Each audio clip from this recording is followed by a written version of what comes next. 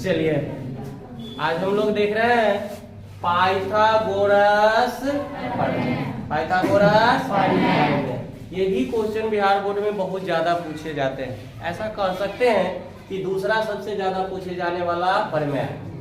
इसमें कहता है सिद्ध करे कि एक समकोण त्रिभुज में कर्ण पर का वर्ग अन्य दो भुजाओं पर के वर्गों के योग के बराबर होते हैं, जिसको हम लोग साधारण भाषा में जानते हैं कि कर्ण स्क्वायर बराबर लंबे स्क्वायर जोड़ आधार स्क्वायर। कर्ण स्क्वायर बराबर लंबे स्क्वायर जोड़ आधार स्क्वायर। तो इसमें देखिए एक समकोण त्रिभुज है तो हम लोग क्या बना लेंगे, एक समकोण त्रिभुज बना लेंगे। एक समकोण त्रिभुज ले लिए ए बी सी, एक समकोण त्रिभुज क्या ले लिए जिसका कोण भी क्या है, समकोण है। कोण भी समकोण है यानी 90 डिग्री है। और हमको पता है कि समकोण के सामने वाला भुजाई यानी 90 डिग्री कोण के सामने वाला भुजाई क्या होता है, कर्ण होता है। थ्योरम बहुत ही छोटा है, बड़ा थ्योरम नहीं है, ध्यान से देखिएगा, बस इसको समझ जाइए। तो कर्ण हमारा AC है, कर्ण क्या है AC। तो हमको सिद्ध करना होगा AC स्क्वायर बराबर AB स्क्वायर जोड़ BC स्क्वायर, AB स्क्वायर जोड़ BC स्क्वायर। वही बात मानने के लिए जो हम यहाँ पर चित्र में दर्शाए हैं उसी को क्या करेंगे, मान लेते हैं। तो देखिए लिखेंगे माना कि ABC एक समकोण त्रिभुज है, समकोण त्रिभुज है जिसका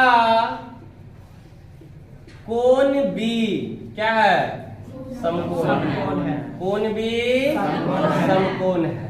तो हमको सिद्ध क्या करना है सो बताइए, प्रूव दैट। सिद्ध करे कि सिद्ध क्या करना है, AC स्क्वायर बराबर क्या AB स्क्वायर और plus BC square, AB square plus BC square. अब देखिए लेते हैं रचना। रचना में फिर देखिए क्या करते हैं, इसके बिंदु B से एक लंब खींच देते हैं AC पर। किस पे लंब खींच दिए, AC पर, जिसको लेते हैं BD। तो देखिए B से BD लंब AC खींचते हैं, AC खींचते हैं। ये रचना हो गया। अब आइए प्रूफ। प्रूफ में हम लोग को बस कुछ नहीं करना है। इसमें देखिए गौर से दो त्रिभुज बन रहा है, एक त्रिभुज बन रहा है ABD, दूसरा छोटा त्रिभुज बन रहा है BDC, बन रहा है ना। और एक त्रिभुज जो मेरा पहले से है ABC, तो दोनों छोटा त्रिभुज की समरूपता सिद्ध कर देंगे किसके साथ, बड़ा त्रिभुज के साथ। बस थ्योरम सिद्ध हो जाती है। देखिए पहले लेते हैं त्रिभुज ABD, त्रिभुज ABD तथा बड़ा त्रिभुज क्या है ABC, त्रिभुज ABC में।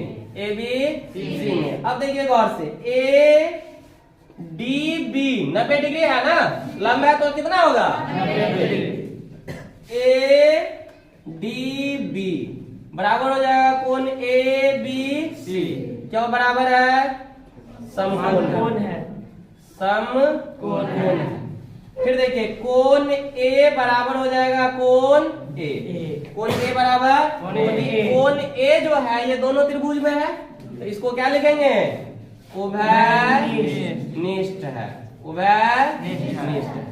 तो फिर लिखेंगे इसीलिए A समरूपता से, समरूपता से क्या हो जाएगा, त्रिभुज ABD समरूप हो जाएगा त्रिभुज ABC के, समरूप हो जाएगा त्रिभुज। अब हमको पता है कि समरूप त्रिभुज के संगत भुजाओं का अनुपात क्या होता है, समान होता है। तो ऐसे लिख देते हैं। देखिए चूंकि समरूप त्रिभुज के संगत भुजा का अनुपात समान होता है, तो देखिए इसमें सबसे बड़ा भुजा है छोटा वाला त्रिभुज में कौन? AB। या ऐसे कहिए कि इसका कर्ण है AB और बड़े त्रिभुज का कर्ण है AC। तो लेंगे AB बटे AC। अगर आपको समझ में आता है तो लंब की क्रिया करें, और नहीं समझ में आता है तो ध्यान रखिएगा, इसमें एक AB स्क्वायर चाहिए ना, तो यहाँ पर भट्टा में लिख दीजिए AB। क्या लिख देंगे? AB। और छोटा वाला त्रिभुज का ले लीजिए AD ऊपर में, तो ऊपर में क्या आ जाएगा? AD ऊपर में आ जाएगा। नहीं वैसे समझ में आता है तो देखिए इसका लंब क्या ले लिए? AD और इसका क्या ले लिए? AB। तो AD बट्टे क्या लिखे? AB। अब कोना कोनी गुना कर दीजिए तो ये क्या हो जाएगा? AB स्क्वायर बराबर AC इंटू AD। इसको क्या मान लेंगे? समीकरण 1। पुनः अब फिर से लीजिए, एक नीचे वाला छोटा त्रिभुज लेंगे, त्रिभुज BDC। कौन सा त्रिभुज लेंगे? BDC। और फिर बड़ा त्रिभुज ABC में, तो लीजिए त्रिभुज BDC तथा त्रिभुज ABC में, फिर देखिए यहाँ पर कोण BDC बराबर कोण ABC। क्यों बराबर होगा? समकोण, दोनों समकोण। अब कोण C बराबर कोण C, क्यों? उभयनिष्ठ है, ये उभयनिष्ठ है। तो अब देखिए फिर ये हो जाएगा, इसलिए AA समरूपता से त्रिभुज BDC समरूप है त्रिभुज ABC के। फिर समरूप त्रिभुज के संगत भुजाओं का अनुपात क्या होगा? समान होगा। एक बार लिख दिए, इस बार वैसे लिख रहे हैं। देखिए इसका कर्ण क्या हो जाएगा? BC। तो लीजिए BC बटे AC।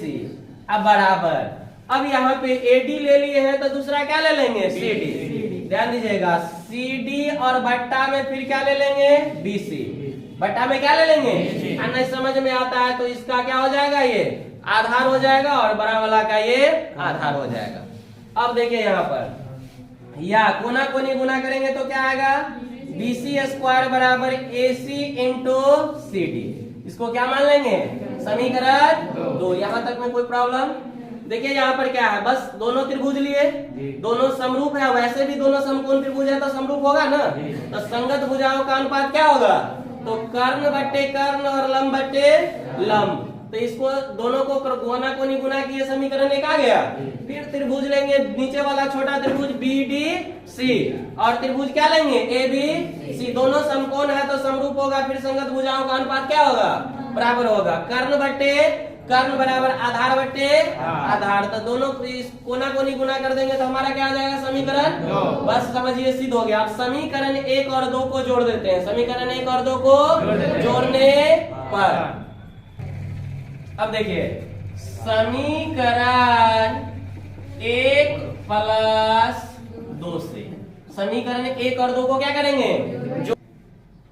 देखिए तो समीकरण 1 बराबर के इधर वाला को इधर जोड़ेंगे और बराबर के उधर वाला को इधर। देखिए AB स्क्वायर और क्या है? BC square. तो लिख दीजिए AB square plus BC square बराबर के इधर क्या है? देखिए AC इंटू AD अब प्लस दूसरा क्या है? AC into CD। तो AC इंटू CD या AB square plus BC।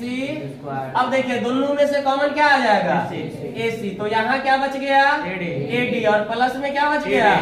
CD। अब फिगर से यहाँ देखिए AD जोड़ CD बराबर क्या आ जाएगा? AC। तो यहाँ पर देखिए फिर क्या आ जाएगा? चूंकि AD प्लस CD बराबर क्या हो जाएगा? AC। तो यहाँ पर आ जाइए या AB स्क्वायर जोड़ BC स्क्वायर बराबर हो जाएगा AC इंटू AC या AB square plus BC square बराबर हो जाएगा। यही ना सिद्ध करना था, लिख देंगे। इसीलिए AC स्क्वायर बराबर AB स्क्वायर जोड़ BC स्क्वायर, इसी को कहते हैं हम लोग पाइथागोरस प्रमेय। बस एक बार सिर्फ मूल बिंदु को ध्यान में दे दीजिए कि दोनों छोटा छोटा त्रिभुज को तुलना करेंगे किससे? बड़ा त्रिभुज से।